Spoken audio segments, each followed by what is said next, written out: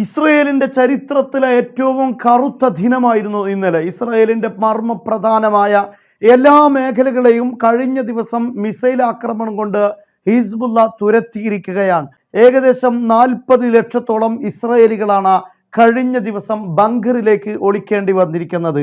ഇസ്രയേലിന്റെ വടക്ക് ലബനാൻ അതിർത്തി മുതൽ ഉസ്ദൂദ് വരെ തെക്ക് ഭാഗം വരെ ശക്തമായ മിസൈൽ ആക്രമണമാണ് നടത്തിയിരിക്കുന്നത്. ഏകദേശം 600ഓളം മിസൈലുകളാണ് ഇതിനുവേണ്ടി ഹിസ്ബുള്ള ഉപയോഗിച്ചിരിക്കുന്നത്. ആ കൂട്ടത്തിൽ ഇസ്രയേലിന്റെ വ്യോമതാവളങ്ങളും സൈനിക സംവിധാനങ്ങളും അതുപോലെ സീ പോർട്ടുകൾ എല്ലാം ഉൾപ്പെടുകയാണ്. കഴിഞ്ഞ ദിവസം നടന്ന മിസൈൽ ആക്രമണത്തിന്റെ ഓരോ ഭയാനകമായ ഓരോ ചിത്രങ്ങളും വീഡിയോകളും ഈ കാര്യം ബോധ്യപ്പെടുത്തുന്നുണ്ട്. ഇസ്രയേലിന്റെ ടെല്ലബീബിൽ നിന്നുള്ള ദൃശ്യമാണത്. ഏകദേശം ലബനാൻ അതിർത്തിയിൽ നിന്നും 100 കിലോമീറ്റർ ദൂരെ നിൽക്കുന്ന ഭാഗമാണ് ടെല്ലബീബ്. ഇവിടെയാണ് അതിശക്തമായ ആക്രമണം ഉണ്ടായിട്ടുള്ളത്. ഈ ഭാഗത്തുള്ള കെട്ടിടങ്ങളിൽ ആക്രമിക്കുന്നതിന്റെ നേർചിത്രങ്ങൾ സോഷ്യൽ മീഡിയയിൽ നമുക്ക് കാണാൻ സാധിക്കും.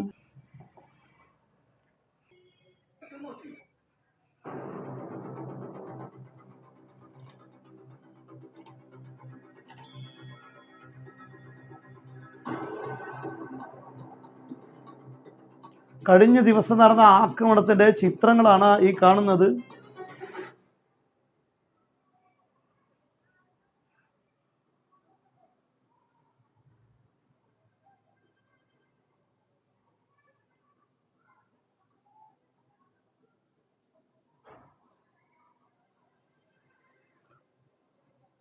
നഗരങ്ങളുടെ പല ഭാഗത്തും മിസൈൽ പതിച്ചു. ഈ ഒരു മിസൈൽ ആക്രമണം കാരണം ആളുകൾക്ക് ബങ്കറിലേക്ക് ഒളിക്കേണ്ട കാരണം അയൺ ഡോമിന്റെ സൈറണുകൾ നിരന്തരമായി മുഴങ്ങിക്കൊണ്ടിരിക്കുന്ന സാഹചര്യമായിരുന്നു കഴിഞ്ഞ ദിവസം. അതുകൊണ്ട് തന്നെ എല്ലാ സമയത്തും അവർക്ക് ബങ്കറിലേക്ക് ഓടേണ്ട അല്ലെങ്കിൽ അത്തരത്തിലുള്ള ഒരു സാഹചര്യമായിരുന്നു ഉണ്ടായിരുന്നു. നമുക്ക് കാണാൻ സാധിക്കും ഈ രൂപത്തിലായിരുന്നു ഇസ്രയേലിൽ എല്ലാ ഭാഗത്തും ബങ്കറിലേക്ക് ഒളിക്കുന്ന ഒരു സാഹചര്യമാണ് ഉണ്ടായിട്ടുള്ളത്.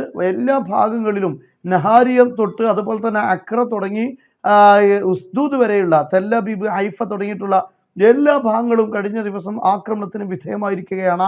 ഇവിടെ യഥാർത്ഥത്തിൽ ബൈറൂത്തിനെ ആക്രമിച്ചു കഴിഞ്ഞാൽ തെല്ലബീബ് ആക്രമിക്കപ്പെടുമെന്ന വ്യക്തമായ ഒരു സന്ദേശമാണ് ഹിസ്ബുള്ള ഇസ്രയേലിന് നൽകിയിരിക്കുന്നത്.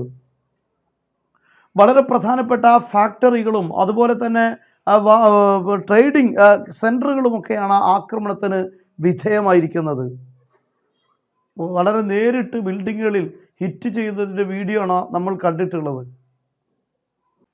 അയൺ ഡോമിൻ്റെ എല്ലാം പ്രവർത്തനങ്ങൾ ഈ ആക്രമണങ്ങൾ കാണുമ്പോൾ വളരെ നിഷ്ക്രിയമാണ്. അല്ലെങ്കിൽ ഈ ആക്രമണത്തിൻ്റെ തോത് വർദ്ധിച്ചതുകൊണ്ടായിരിക്കണം ആ രൂപത്തിലുള്ള കാര്യക്ഷമമായി പ്രവർത്തിക്കാൻ ഇതിന് സാധിച്ചില്ല എന്ന് നമുക്ക് മനസ്സിലാക്കേണ്ടി വരും. ഇസ്രയേലിൻ്റെ വളരെ പ്രധാനമായ നഗരങ്ങൾ നമുക്ക് പരിശോധിക്കാം. ഇവിടെ ലബനാനുമായി അതിർത്തി പങ്കിടുന്ന ഭാഗം, ഇവിടെ നബ്തിയ എന്ന് പറഞ്ഞ ഈ ഭാഗം നമുക്ക് കാണാൻ സാധിക്കും. ഈ അതിർത്തിയുടെ ഈ ഭാഗത്ത് നിന്ന് ആരംഭിച്ച് ഏകദേശം ഉസ്ദൂദ് വരെയുള്ള, ഇവിടേക്ക് ലബനാനിൽ നിന്നും ഏകദേശം 150 കിലോമീറ്ററാണ് ദൂരമുള്ളത്. ഈ ഭാഗം വരെയുള്ള ഇത്രയും ഏരിയ പൂർണ്ണമായും കഴിഞ്ഞ ദിവസം ഹിസ്ബുള്ള അവരുടെ മിസൈൽ ആക്രമണത്തിന് വേണ്ടി തെരഞ്ഞെടുത്തിരിക്കുകയായിരുന്നു. ഇവിടെ അതിർത്തിയുടെ ഏറ്റവും അടുത്ത് നിൽക്കുന്ന നഗരമായ നഹാരിയ, അതുപോലെ തന്നെ അക്ക, അതുപോലെ തന്നെ ഹൈഫ എന്നറിയപ്പെടുന്ന തുറമുഖ നഗരം, അതേപോലെ തന്നെ തെല്ലബീബ് തുടങ്ങിയിട്ടുള്ള എല്ലാ ഭാഗങ്ങളും ഏകദേശം ഈ അതിർത്തിയിൽ നിന്നുമുള്ള ഈ ഏരിയകളെല്ലാം കഴിഞ്ഞ ദിവസം പ്രത്യേകിച്ച് കടലിനോട് ചേർത്ത് നിൽക്കുന്ന തീരഭാഗങ്ങളെല്ലാം ആക്രമണങ്ങൾക്ക് വിധേയമായിട്ടുണ്ട്. കാരണം ഈ ഭാഗങ്ങളിലാണ് ഏറ്റവും കൂടുതൽ ആളുകൾ തിങ്ങി താമസിക്കുന്ന ഭാഗം.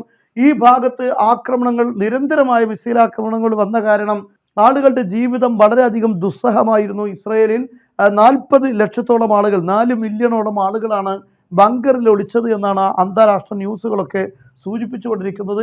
കഴിഞ്ഞ ദിവസം ഇസ്രയേലിന്റെ ഉത്തരവാദിത്തപ്പെട്ട ആളുകൾ തന്നെ അതീവ ഗുരുതരമായ ആക്രമണം എന്ന് തന്നെയാണ് ഇതിനെക്കുറിച്ച് വിശേഷിപ്പിച്ചിരിക്കുന്നത്. അതായത് ഇസ്രയേൽ ലബനാനകത്ത് വ്യോമാക്രമണം നടത്തുകയാണെങ്കിൽ തിരിച്ചടി തെല്ലബീബിൽ തന്നെ ഉണ്ടാകുമെന്ന വ്യക്തമായ ഒരു സൂചനയാണ് ഇതിലൂടെ അവർ നൽകിയിരിക്കുന്നത്. അതേസമയം ബോർഡറിലുള്ള കരയുദ്ധം അതിശക്തമായി നടന്നുകൊണ്ടിരിക്കുകയാണ്. 2 കിലോമീറ്ററിനപ്പുറം ഇസ്രായേൽ സൈന്യത്തിന് ഇവിടെയൊന്നും ഈ അതിർത്തി ഭാഗത്തൊന്നും കടക്കാൻ സാധിച്ചില്ല. ശക്തമായ രൂപത്തിലുള്ള പ്രതിരോധമാണ് ഉണ്ടായിക്കൊണ്ടിരിക്കുന്നത്.